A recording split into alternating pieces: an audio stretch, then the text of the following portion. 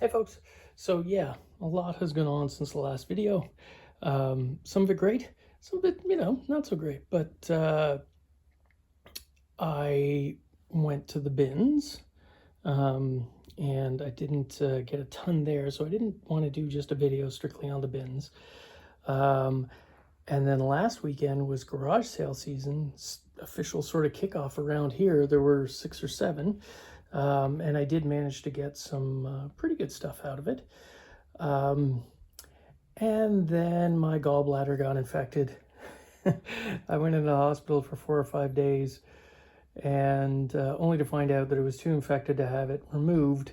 So I had to sit in the hospital while they killed the infection. And then, 2 weeks, 3 weeks from now, I'll probably have it removed. There are 2 massive gallstones. You don't need to know all that, but yeah, it was rough. My voice is going to sound a bit off because I'm still weak as a kitten, and but I did get some cool stuff. So I'm going to start sort of. This is going to be pretty unorganized. Oh, I also went to thrift stores. Forgot about that. Going to be a bit unorganized because, well, frankly, this whole past 2 weeks have been. So I'll just get right into it. The first garage sale that I hit, I got some really cool glassware. These are Thermocrisa is the company. It's milkware glass, kind of like a Holly Hobby. There are, I thought they were all matching. I thought it was a matching set of 6, which is great to have matching stuff. Turns out there were only 5 that matched. And then this one is a Hazel Atlas milk glass with sort of a circus scene of sorts with a pig jumping through a hoop. I don't remember that at the circus. But that one is unmarked, but I believe it is Hazel Atlas is the company. I've seen that pattern before with them, and there's the marking for the Thermocrisa. So that was great. These are were put out in sort of a collaboration between Lionel and Avon, of all people, companies, I guess. They're not sort of your decorative Avon bottle. There's no cologne in it, and there never was. They were just sold as collectible pieces of sort of the more famous trains. I think this is the Santa Fe line train on there. They came, I believe, with an original sort of wooden plinth that you sat them on. But, I couldn't leave that behind. It's just too cool of a thing. It's in pretty good shape for what it is. Yeah, so I picked that up. Everything I paid at the first garage sale, I don't think I paid for more than like 30 bucks. So I got those. I got this great piece of Sommerso glass, probably Italian. Really great geometric design, vintage 1960s. See if I can turn this around and get the real effect on there. Yeah, that's a nice look. That is a really good looking piece of glass. I like that one. Probably functionality, not really that important, but I believe it was supposed to be an ashtray. Got another one here, really nice. Again, amethyst, blue. Great piece of glass. And then this one, which is also an ashtray too, same kind of thing, all late probably 60s into the 70s there.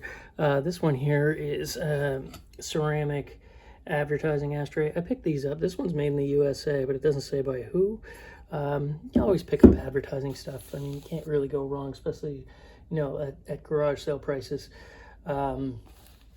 So yeah, so I grabbed that. This was there. I can't remember. I believe the artist's name is David Foster. Yeah, I think that's it.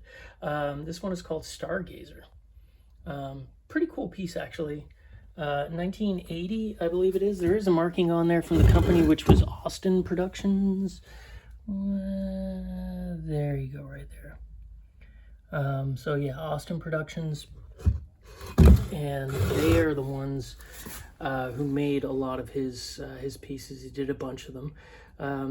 It's, an interesting piece, typical 1980s. As soon as I saw it, I said, that's definitely from the 1980s. So when I saw the copy mark down there, so that was kind of nice. And then a bunch of milk glass over here from the same sale. Oh yeah, and I got this too. It just happened to be sitting there. It's like a Mickey Showboat. I forget the name of the company. It's not complete, but it's just a cute little thing.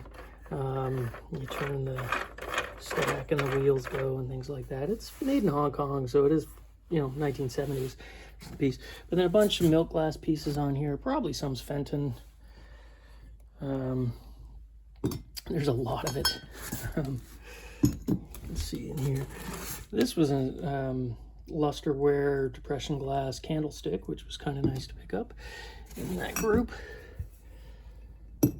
Little swung vase, some more little pieces on there. I probably should have laid these out before I started the video. And, oh, there's a stick. So yeah, you generally get the idea, because there's a lot more pieces in there. Nice sort of like cranberry pinky juice reamer, carnival or depression glass, but that's all of those in there. As I said, with that, and oh yeah, you can hear the old man in me. And this really great hockey stick, 1960, I believe there is a date on it. It's a straight blade stick. If we can get down there and I can show you. Back in the day, before they started bending the blades, it is a Victoriaville, which is a pretty famous maker, or well-known maker anyways, out of Quebec. They made a lot of sticks that were used in the NHL back in the day. There you go. This one has fiberglass on it, which is kind of a unique thing, just only on the blade itself, probably to help keep the blade together. People collect these. I actually have a friend who has about 7 or 8 in a custom-made case in his man cave, as it is called. And they look great. He's got all different, from like the 1950s right up to, I believe he's got some from the 70s, all wood sticks. And yeah, people pick them up. And again, for all that, oh, and that baseball glove there too. I think it was like 30, 40 bucks. I should probably write this stuff down while I'm doing it, but I do that later. So yeah, that was the first garage sale I hit. I was ecstatic. I was like, hey, that's amazing. Already we're doing pretty well. I headed out again to another town nearby, and I rolled up on a lady who had this sitting there, which is the great Genie glass. Now, it's not marked. It does have the hosel marking on there, but it doesn't have any company marks or country of origin marks. But it's this nice sort of purple glass with the original glass stopper in there. Now, she said it was, the lady was, you know, she was in her 60s, and she said it had been in her mother's house when she was growing up. And it is hand blown, you can tell. She had stuffed tape down inside there to make sure that the stopper wouldn't get damaged or anything like that. But that's a great piece. I've sold these for in the $100 range before. So I think I paid $5 for that, which was, you know, if you can sell something for $100 and picking it up for $5, that's, you know, pretty nice. One other thing I think I got in that same little roundabout there. Yeah, there we go. This is a company in Canada called Meadowcroft, who made these great little vases, pottery vases. That one, look at that gum in there. And I've just been picking them. I had a friend who collected them a lot, and they've come up in value quite a bit in the last year. So I picked, you know, it's $1, so I picked it up. And then these little guys here are 1967 rhinestone. In 67, that was Canada's, my camera's having issues focusing, I guess, there, was Canada's centennial year. And that's how I recognized the thing of this. Wow, it really is having trouble. You know what, I'm going to do this. Probably should have done that before I started. No, I'm still not helping.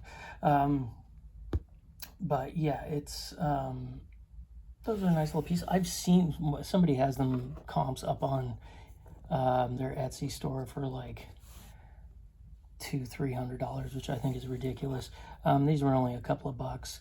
But I think I should be able to maybe get 25-30 each, which is kind of nice. All the rhinestones are still in there. They're sparkly. Kind of cool. They're pins, lapel pins. Show that on the back there. Not marked with any sort of maker, but cool little pieces. So yeah, so I came back to town, hit one other garage sale, and did okay. I rolled up on it, and I immediately saw this. Now the one you're always looking for is the Tomy one that looks like a Porsche 911 front. This, I forget the name of the company who made it. That's their little logo right there, which again, I don't know if you can see or not. It's just like a little driving sort of video game, you know, electronic game more than actual video game, but it's cool. It's definitely 1980s. The lights pop up on this thing. I haven't put a battery in it yet, so I was pretty happy, saw that. And then right beside it was this little He-Man battling ram toy. Not complete, but I'm sure I can scavenge some parts off it. And then over in the corner was Snake Mountain. Now, again, I haven't tried it with the batteries because since I got it, I had to go to the hospital. You see there, it was $1. If it doesn't work, there's tons of usable parts off of here that I can use for other ones that's close. It's got the nets and everything on there. This is, of course, He-Man and the Masters of the Universe. So for $1, it's kind of a no-brainer. And then finally I was talking to the guy and saying, you know, you got some He-Man toys here. Do you have any other toys? He said, well, I did have all the figures. He's like, there was Star Wars, there was all kinds of stuff. But I happened to mention to my adult son that I was going to have a garage sale. And he came home the next week and took, I guess, all the He-Man figures and all the other stuff. And somehow these got left behind. So he just threw them out there. And while I was talking to him, I looked at the corner of my eye, and on a table, I didn't notice it at first. I saw the little Nintendo thing on there. Now, I didn't know, again, there's the $2 price tag. I didn't know that they even made this. But it's an official Nintendo piece for your NES system. You put your controllers in there. You can see it on there. The zapper goes up there, the cord, the controller cord, just to keep things organized. And then inside here, you would have all your games, and there was even some of the little game sleeves that they did. It's in excellent condition. Like, usually when you find stuff sort of chipboard like this, it's chipped, and this one isn't. It's kind of perfect, and the comps on them are nice. I mean, I don't think there wasn't any that sold under $80 on eBay. They were all over 80 to the 100 sort of range on eBay, and that's, you know, plus shipping on top of that. So for $2, yeah, I'll take it. So I think that's it for the garage sales. Thrift stores, you know, thrift stores are few and far between, but I did pick this up for 99 cents. Just a little Poodle wall plaque. I think it's Miller Studios. Yeah, 1969 Miller Studios. There you go, Studio Inc. Cute little Poodle piece. Somebody will want it. Look cute. Probably had you know, they were probably sold in a matching pair. Needs to be cleaned up. It's gone a bit yellowing, more than likely from tobacco, because that's what you did back in the day. Yes, smoked. And for those who aren't familiar with Miller Studios, you might be familiar with the more popular things like the 1950s Kissing Fish and Fish Families and things like that would have up on the wall, kind of iridescent. But the Miller Studios did tons of different sort of wall plaques like that. So, and then the other thing was this great guy here. Huge sort of oil on canvas, drip painting of ships or galleons. But I haven't seen this sort of mustardy yellow green color used before on them. It was $25, but I've had these before. They were basically made true factory art, as it were. Basically, they would have somebody do one design, and then they would get a bunch of usually college kids art students who didn't have a lot of money, and ask them to make copies of the original design, and, you know, change a few things here and there. So each one was an individual piece of artwork, because you had in the 50s, 60s, right up in the 70s. You had a growing middle class who had a lot more disposable income, and they would, you know, they had these bigger ranch houses, they had bigger sofas, and they had more wall space, and they wanted original artwork. Obviously, not everybody could afford, you know, like a Warhol back in the day, but you could pick these up pretty cheap. I remember when I was a kid, there was always an advertisement on about starving artist warehouse sale, and that's sort of what this was. Some of the more famous ones were Vanguard Studios in California, with Lee Reynolds, who ran that with his brother. Lee Reynolds was an artist, but the name basically was just sort of a pseudonym for, well, not a pseudonym, a pen name, essentially. And here's one there. You can see it's signed Scott. There was no Scott. That's just, they decided we're going to, you know, stick the name Scott as the artist thing. And so that was it. But they're great. Nice texture on it too. This one's really clean. I've sold them for, you know, upwards of $500-600 before. And this is a nice big one. I don't think I'll get anywhere near that on this, but I think a couple of $100 isn't out of the range. The last one I sold, I think, was $250. And that was a well on board. Canvas seems to do a little bit better usually. So yeah, that was a nice thrift store pickup. I don't get stuff from the thrift store very often anymore, so it was nice to grab something. And then before all hell broke loose with my digestive system, my wife and I managed to make a trip down to the bins. She does clothing reselling, both vintage and brand. And yeah, you know, she always does well, comes home with bags and bags and bags of stuff. For those that don't know, the Goodwill Bins are a place where basically they sell stuff by weight. They charge you X amount per pound. I forget what it is now, but it's not significant in any way, shape, or form. And they wheel the bins out at our place. The bins are rotated about every 15 minutes. And yeah, you can get some pretty great stuff. I think originally it was supposed to be stuff that was coming back from the stores in the area, but I don't see that anymore. It seems to be raw donations. And that's when you get the good stuff, when the raw donations go directly into the bins. And if you look back on previous videos, I think I have a playlist of just Goodwill Bins finds. Some of the stuff you pull out of there is nuts. There hasn't been a time where I haven't found something that an individual item that I can have sold for more than $100 every single time I've gone. And that streak continues, even though I didn't get much. I got at least one really good thing. I will tell you, I missed out, and I can't even begin to tell you what happened. I think I was tired. There was this really unique lamp, floor lamp. I saw it. It looked like a spine. I'm like, I got to get that. So I got in there pulling it, and I was reaming on it and getting frustrated because it was all wrapped up in wires from other things. They do hard goods there too. So, and then I got distracted and saw something else and went to grab that and left the lamp. By the time I got back to the lamp, somebody else had pulled it out. And as soon as I saw the cord come out, I realized it was Italian. It was an Italian design lamp. I can't remember the name of it now. And, you know, I mean, obviously First Dibs is crazy, but First Dibs had it up for, you know, $2,000. I think realistically, like, it's probably a retail store $700 lamp, and I missed out on it, like an idiot. Sometimes this happens. I can't explain it, but I did get some stuff. Nothing nearly as good as that. Congratulations to the fella who did put the time in to finish it, but I did most of the work.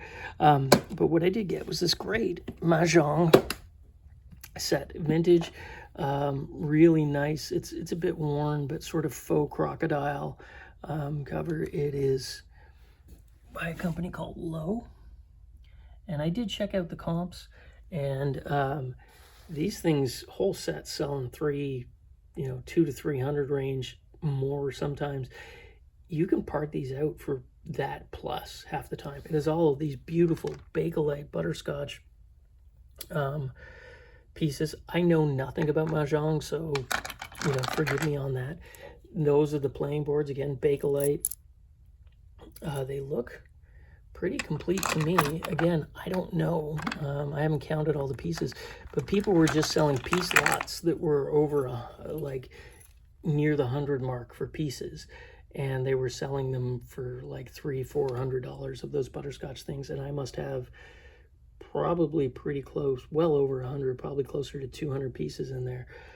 So yeah, and they, you know, it weighs a bit. It comes with its own case, nice case with a handle, but it weighs a bit. And I went and talked to the girl and said, you know, how much is this going to cost? Because it weighs a lot.